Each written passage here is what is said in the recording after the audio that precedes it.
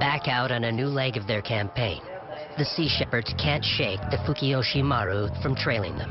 They believe it is relaying their coordinates to the rest of the Japanese whaling fleet.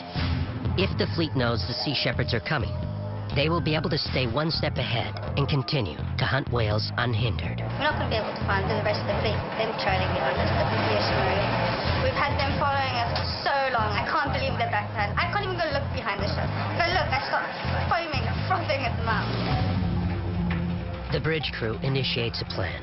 Navigate into a field of ice in hopes that the Steve Irwin will appear like an iceberg on the enemy ship's radar, and the whalers will sail on past them. So right now we're just sort of navigating through a minefield. We're sort of right on top of them. She wasn't built for it. She has no ice classification, which may give us certain problems. Even though we're a ship that weighs in over 1,000 tons, we still have to sort of be mindful and wary of them. They're big enough and strong enough to actually punch holes in the hull.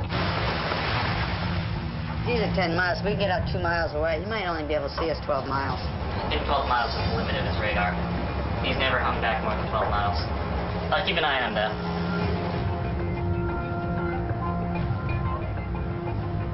We shut down our engines so that they wouldn't hear us. A fog settled in, so the visibility was reduced to only about half a mile, and then we just sat and waited. It's the exact same way that the Millennium Falcon escaped from the Empire.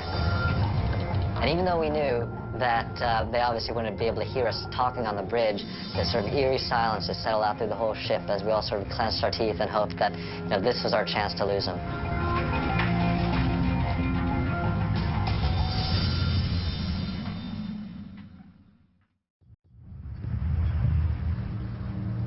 The Sea Shepherds have shut down their engines and now float silently among the icebergs in an attempt to lose the trailing Japanese ship. For all that they know, we could just be another piece of ice just floating in the ocean. Sort of quietly hoping that they're just going to carry on past and pass us by, keep searching for us. To a radar, if a ship is absolutely stationary and all around it are icebergs, then it's going to melt in. The tension rises as the Fukiyoshi Maru draws nearer. Don't stress too much if you can't track him. Just keep it on. Is that them? Right there. On that marker. They'll appear in the next sweep. They're there.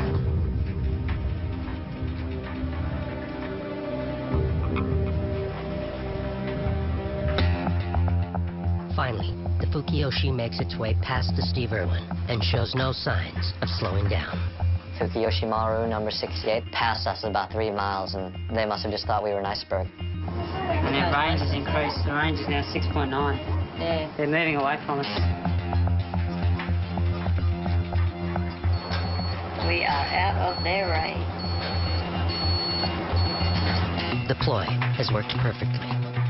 I'm still on quite a high over the fact that we lost the spy ship and got on the right track to find the fleet through a tactic from Star Wars.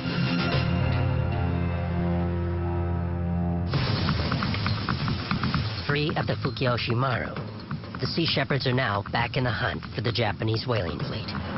This guy's here, and we're just a little above him. The new crew members aboard the Steve Irwin breathe life into the mission. There's a renewed commitment to stopping the slaughtering of whales in the Southern Ocean. We had new crew members coming on board. They had such new energy. They wanted to do everything they could to help make this trip even more successful. My wife and my daughter both said go. They both said you've got to follow what you want to do. My daughter loves whales. She wants me to be doing something about that. Whales are some of the most majestic creatures there are in the oceans, and it's up to us to protect them because international law has set up laws saying that they should be protected, but no one's actually enforcing law, so it's just up to people who care. That's how we find the bastards and shut them down.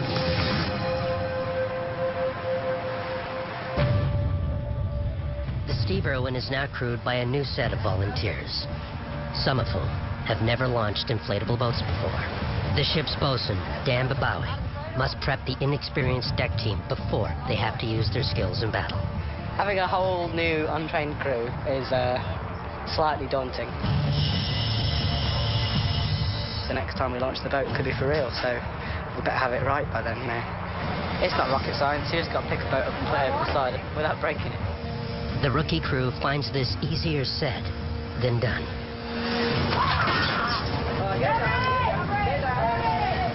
I'm constantly worried about the dangers of everything in this mission.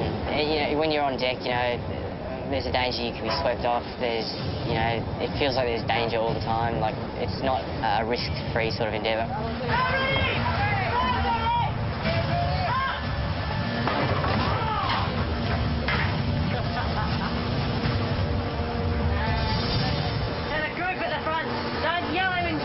It's hard for him to hear. Why is he supposed to happen? The boat, it's really heavy. It's probably over a ton. Swings around a bit, and it's really hard to control. Yeah, you got the back square, and you got the other one on this one. You guys were losing it because it was going. You had nothing pulling the bow back. The new crew finds it difficult to learn the mechanics of launching the inflatable boats. The more experienced seafarers must step in, causing tensions to rise. We know what we're doing. Yeah, I'm not trying to give instructions. I'm just trying to help. It's moving around a bit, It's not the easiest thing. This is not the easiest thing loading these Zodiacs. Too many minds and not enough arms. All right, everyone, just keep your mouths shut unless you want him to stop. Right, unless that rope's around your neck and it's going to kill you, you're not telling the crane operator, Jack. It's not the way to do things. Everything should be clear before you set out teaching people how to do it. Just don't get anyone hurt. Most of the crew are new. And then we've got Potsy, who's seen it done a different way to how I used to do it. And then there's me doing it, and I don't actually have the notes that I wrote. So I'm doing it vaguely from memory. So, we'll figure it out. The inflatable boats are some of the most important tools in stopping the Japanese whalers. If Dambabawi is unable to get his team up to speed before confrontation, the Sea Shepherds will not only be putting lives at risk, they will also be jeopardizing the mission to stop whaling.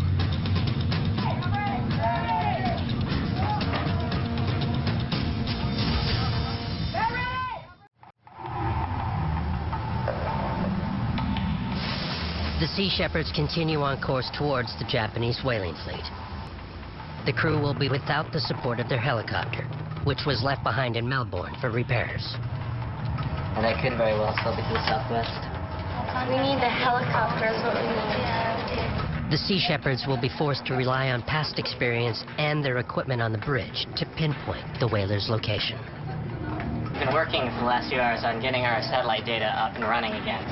So now we have satellite weather data for when we get down there, which is very, very important. So I basically traveled about 8,000 miles to be a pirate in Antarctica, and I'm still the resident geek that they put in a poorly lit office in front of 2 PCs.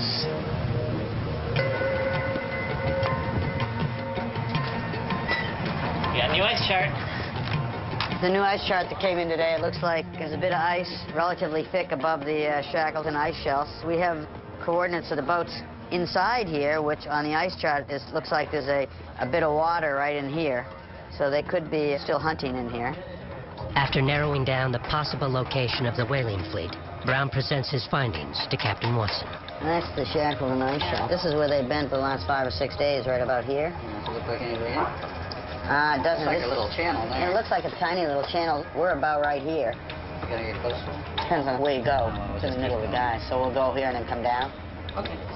It's a game of cat and mouse, and we'll see how it all plays out.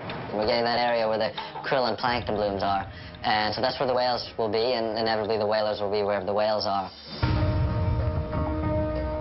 When the Sea Shepherds next encounter the Japanese whalers, Captain Watson wants his crew to serve a warrant that they have drafted. It cites the UN World Charter for Nature as their mandate. Some say Watson is misinterpreting the spirit of the charter, arguing that it does not give the Sea Shepherds license to take action against whalers who are staying within the established quota of kills allowed under international law. Others say the Sea Shepherds' interpretation of the charter is correct. The problem is that international law is really, it's in a very gray area because, there's really a lack of enforcement.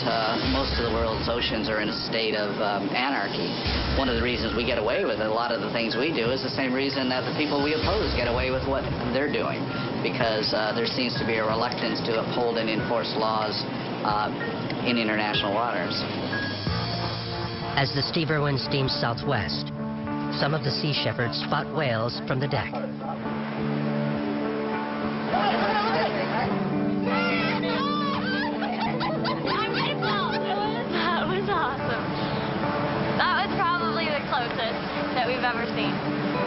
everything. You can hear their breath.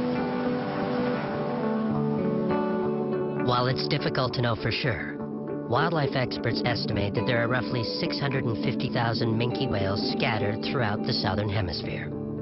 Traveling in pods, the minke is known for its curious nature, often coming within meters of a ship's bow, making them easy targets for the Japanese whalers. Oh, gets you excited, hey? I've had just so many sightings of whales that have been absolutely incredible. Like 2 whales within a span of 30 seconds of each other, just to see how enormous they are and how graceful, and yeah, it's indescribable. When you go down to the Antarctic, even if you can save the life of 1 whale, it makes the campaign all worth it. Because when you look at it, whales are a lot more important to the Earth and the ecosystem than people are.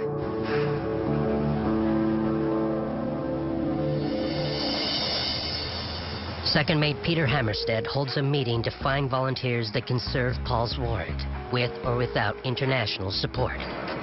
Where we're at, 24 hours from now, we'll enter the area of the Antarctic Treaty. It's also the area where the whaling begins, which puts confrontation about 3.5 to 4 days away. The only way we'll be able to deliver the warrant and serve it will be to, once again, step on board, invited or not. So what I need to know by tomorrow morning is if someone is interested in being a Marine Sanctuary Patrol Officer for either a day or up to 3 weeks for the long haul back to Japan to serve the warrant that no other country dares to serve. There are 6.2 billion people on this planet, and against one of the greatest crimes against nature, only 33 people have decided to do something about it. That's us.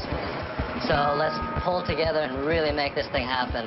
And let's remind the Japanese of every single reason why they're afraid of us, and let's shut these bastards down.